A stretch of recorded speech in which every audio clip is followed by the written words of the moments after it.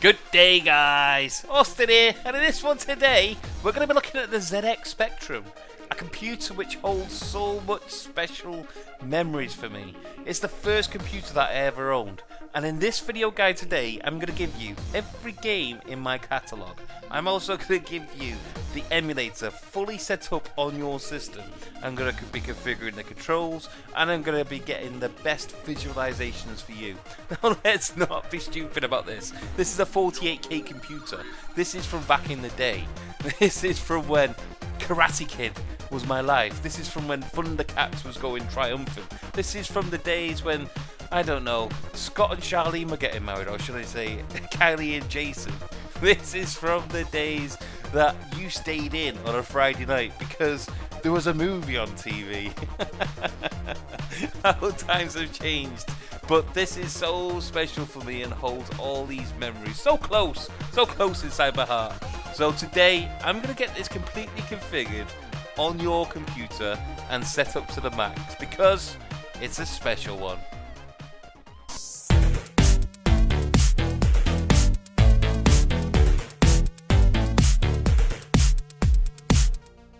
Okay then guys, so let's get set up. Let's not beat around the bush here. This is a 48K computer. It run at 3.5 megahertz, not gigahertz, megahertz.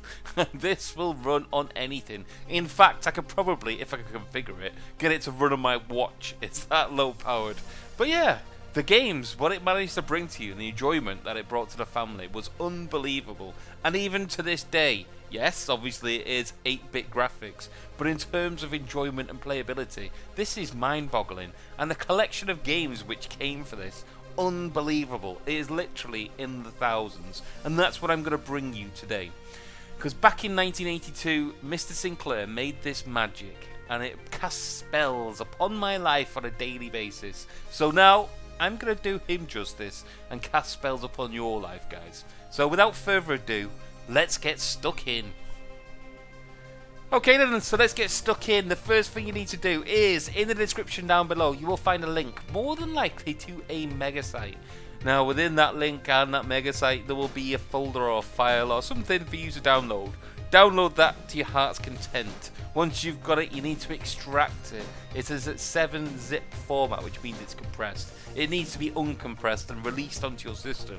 Now to do that, use 7-zip itself as the program. Again, I will link it down below, but you should have it anyway. It's 2016, guys. Once you've got that extracted, you will have every game that I own. Now, I cannot take full props for this because this collection, or the majority of it, is done by ZX Spectacle, an awesome member of the Hyperspin forums. Obviously he's in other locations, he is actually a human being and does exist elsewhere in the world, but you will find him on the Hyperspin forum. So please, if you see him, if you see his name pop up, say thank you, because it was him who did all the hard work for this. You've got to take into consideration there is thousands, and I mean thousands of games for this system, and each one is released by different developers. There's different evolutions within those releases. There's different formats for each game. There is different, I don't know, music tracks, evolutions, all kinds of stuff going on. And what he's done is find the best version of the game. He's then found the best version with the right format of that game. We have also renamed them all to suit the XML, but trust me guys, although I have edited and changed some stuff myself, the backbone of this download was all done by ZX Spectacle. So please, if you see him, just show some common courtesy and say thank you for the download. That's all I ask. So anyway, we digress. Let's actually get stuck into actually getting these games to run then. Right, there is loads of different emulators for this system, and I mean loads, probably in the hundreds. However, there is only one that I will put my name to. Now, there is a caveat to this, and let me show you. The version that I'm showing you today is a paid emulator. Now, first off, there's a 30-day trial, so don't worry, you can try it before you buy it. Also, I am not affiliated with this emulator at all, except I am a user just like you guys. I have never spoken to the guy who developed this, and I get no monetary funds from me pointing you in this direction whatsoever. That is It's just me showing you the best version of the emulator. Now, of course, this is the internet, and there is loads of places if you wanted to go down the dodgy route to download this, and it would have, I don't know, some kind of crack or a key or all that kind of good stuff to get it running without paying any money. But for one of the few things that I will put my name to in terms of emulation and paying money, this is one of them. Yes, there is hundreds of emulators for this, and probably all the other ones are all free. But the reason why this one's paid is because it is so good, because it's absolutely flawless at what it does, in my interpretation of it anyway. That's only my views, of course. Shop around, do what you want, but at very least I would ask you to do the 30-day trial, because there's no spyware on it, there's nothing dodgy like that. Just give it a try. If you like it, then buy it, or if you, I don't know, give it a go anyway. I've told you my stance on this. I must make you know also, I did do the contact us, and I've tried to contact the developer. I've sent him an email expressing what I'm doing here today and seeing if he'd give us any kind of discount, and also if he would, I don't know, throw a few, I don't know, bonus keys our way so I can give them away to you guys for, I don't know, joining in on this thing. But anyway, we digress. Let's actually get it up and running. So, get your download from wherever you want. Obviously, for those of you who are going down the legit route, going through the downloads, and there's loads of different versions. I believe this does an emulator on the iPhones and Android phones, but for me, I'm just going for the full fat Windows version because I'm not really a mobile gamer. So download it, put it to wherever you want, open it up, and you'll be greeted with this Speculator setup. I think we're on version 8.0 at this moment in time. So just go through, it's nothing rocket science. Accept the license agreement, if you do accept it, of course. Go into the next one, and here you go. This is where things start getting a bit more intrepid. So the first thing you want to do is set your location. I'm going to put mine on, I don't know, desktop. So we'll go see users, gamer, desktop. Okay, so I'm going to be putting this onto the desktop. In fact, I'm going to make a folder in there, and I'm going to call it Speculator. Speculator, guys. Okay, there we go. So now, hopefully, when I go into this, click install, it will install it, it'll put it all in there, in that directory, and, well, we'll be ready to rumble. Now, of course, you can locate this emulator wherever you want. I like to keep all my emulators in the same place so I know where everything is. I don't want to launch yet. Okay, click on finish. Next thing I need to do is minimize this. Find where that folder just got made. So here it is. Okay, so let's open it up. This is what you'll be greeted with the first time you start getting amongst this. First thing that you need to do is make sure that the actual emulator has got permission to make whatever changes it needs to its own files to, I don't know, make a config file so it saves all your settings as you go along. First thing you need to do then is go on to the applications Speculator, right click, go down to properties, compatibility, and ensure that run this program as administrator is ticked. That should give it authority to make whatever changes it needs to its own files. Okay, then next thing that you need to do is double click. Now at this point you may, or you probably will, get a pop-up telling you that basically this is a trial, the start of the trial offer. You've got 30 days from now to actually purchase it, or purchase it now if you wish. Now it's up to you. Purchase it, crack it, do whatever you want, but basically that pop-up will appear, and it will appear until it is, well, until it thinks that it's been purchased. So you do what you wish from then on. I'm not saying either way. Okay then, so this is the actual emulator, and this is what you'll be greeted with. As you can see, it's nothing very special at this moment in time, but trust me guys, this is the full kit when it comes to the ZX Spectrum emulation. Right, first things we need to do is make some changes to this to make it run as we intend it. So first off, we'll make sure that we've got the most up-to-date system it's emulating.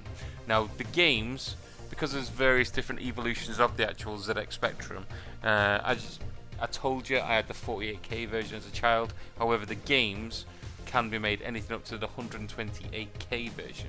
Now, most of the games will run on both. However, there'll be certain limitations when you run it on the lower end system, in other words, 48K.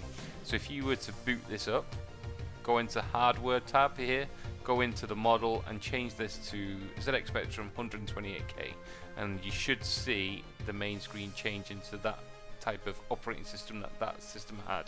Very nice one as well, I must admit. I was never lucky enough or rich enough to afford anything like this back in the day. Okay then, so now we should be able to get all our games working on this. Next thing we need to do is ensure that we've got our visualization set up the way we want it to. So again, go into Tools, go into Options. Wait for it. It takes its time to actually open the Options menu. Here we go. Right, once you're in here then, what you need to do is go on to the Advanced tab. And here you can basically change everything that you can think of.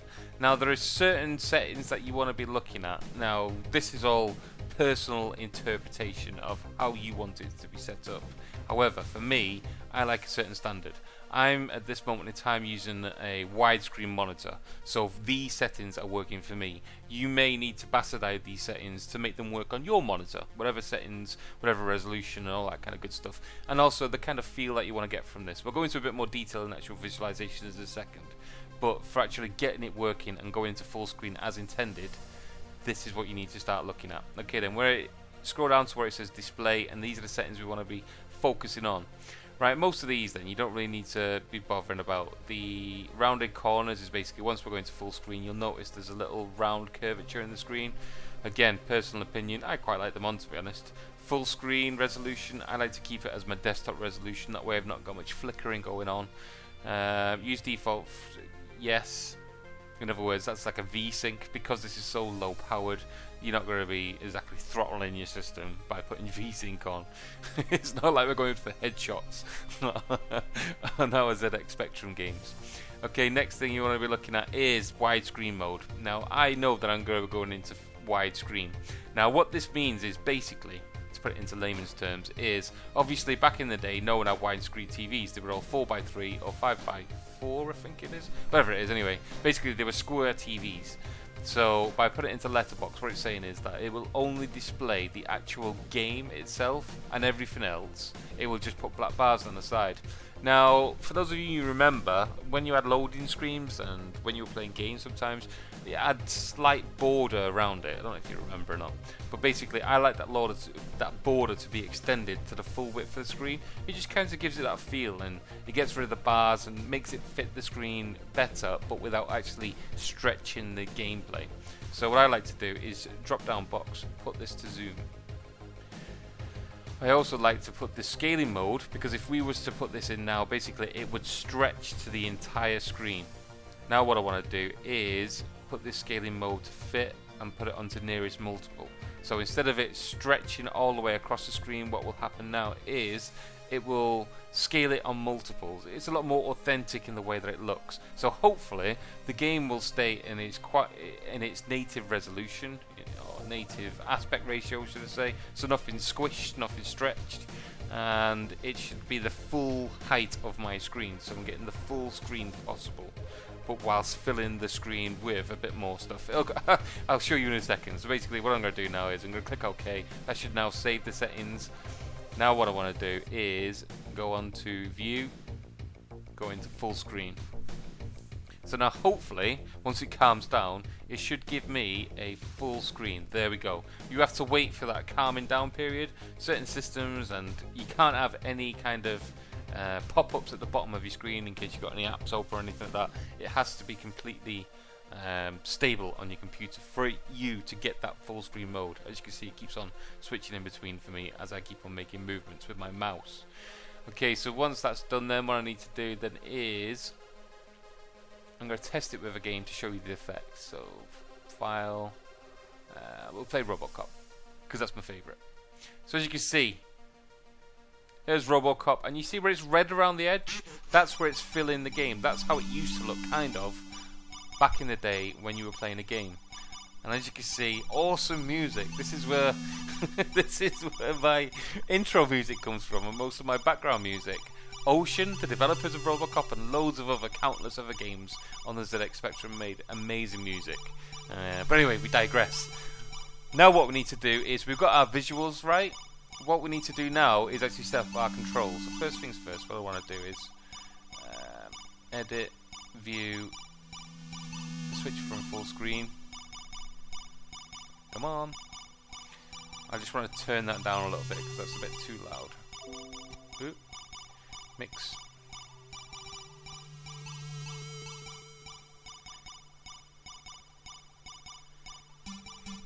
Okay, so now what I want to do is set up my controls, so now I can control in game. Now for those of you who remember, back in the day on the ZX Spectrum, it was mostly keys. It was an actual computer, so it would run on keys. Now obviously when you're gaming, no one really likes to game on keys, even now. Unless you're playing first-person shooters, but that's a different subject. You never had that kind of stuff back then. Okay, so what we want to do is we want to use a joystick. We want to take to this emulator that we want to use a Sinclair Spectrum joystick. Now there was loads of different makes that came out for the Sinclair Spectrum. However, the most common one, and if a game has got joystick support, it will be called a Kempston joystick. Now, as you can see, when we start going into the games and start playing them, Kempston will be everywhere in terms of actual control options. So if it does have an option to use a joystick, it will be Kempston.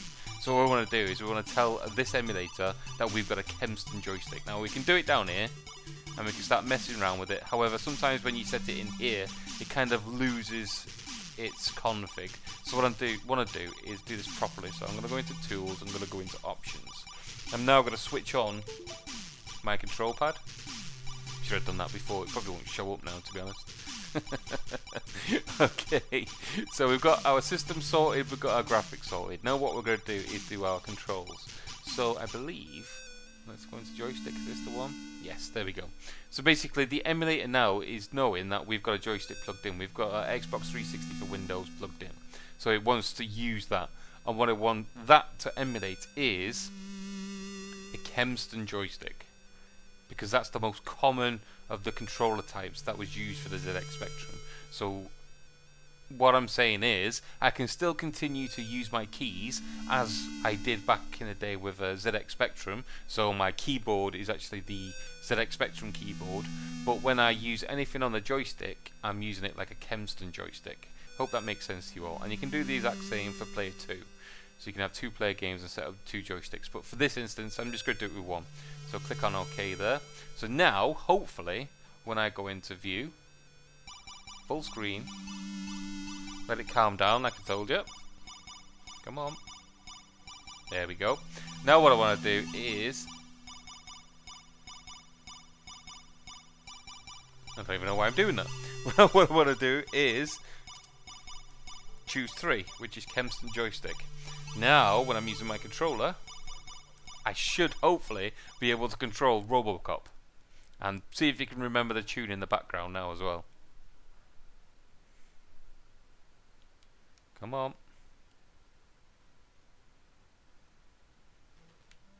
There you go. Oh, Jesus. Wiped out first one. Okay, so there we go. That is the controller now working. So basically all my buttons, well, the A button is fire, and the joystick is, well, for me to move around. Now the Kempston joystick only had 1, I think 2 maximum keys or fire buttons, so it's not exactly going to tax my brain for figuring out the controls on games and stuff. But there you go. That is the control setup. That is everything now set up in terms of player compatibility. Games are working, games are playing to the maximum, controls are set up, I'm playing an awesome game, the world is amazing right now. Tune is awesome as well. Okay, so there we go. I'm not going to bore you with me playing this. Now what we're going to do is that one stage further and mess around with the graphics a little bit. So let's exit out of here. Ding, ding, ding, ding, ding. Okay, in the view at the top here, where's the best way to do this? I'll tell you what, we'll go into Tools, options.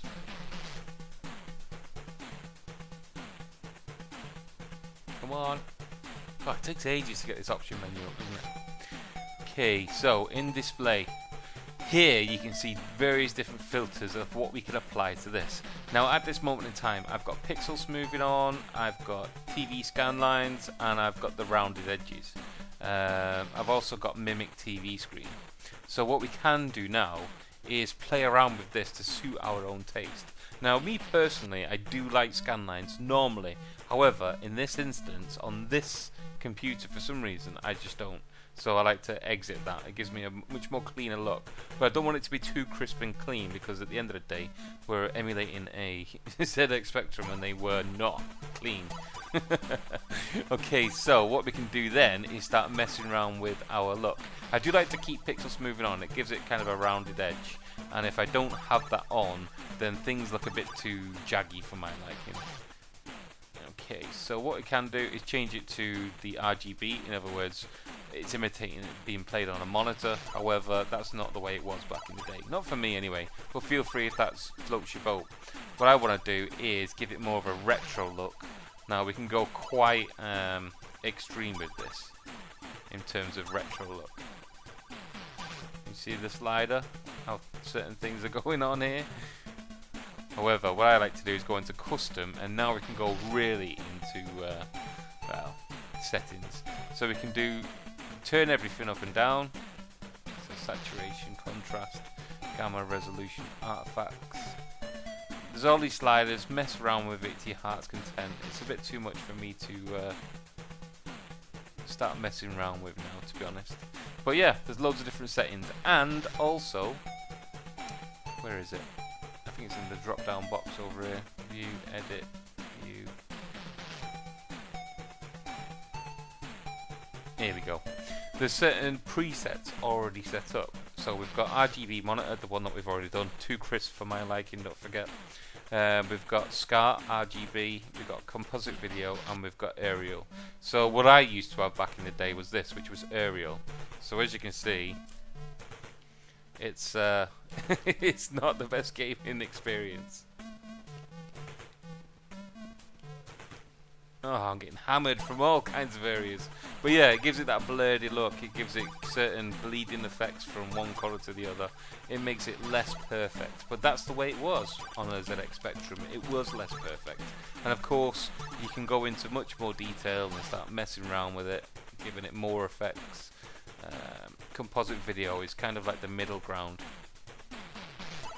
So as you can see, it's blurred, but you're still being able to play it. Let me focus itself again. So yeah, it's blurred, but you're still getting a good overall feel. So I'd say that without the scan lines, and it's tickety-boo. But again, personal preference for you guys. Play to your heart's content. I'm not here to say what's good. I'm not here to say what's bad. But you've all got it set up the way you want it. Okay then guys, that is mission complete. You should now have the Sinclair ZX Spectrum up and running on your PC. The controls should be sorted, the visuals should be sorted, it should be smooth in terms of actual booting games up and stuff.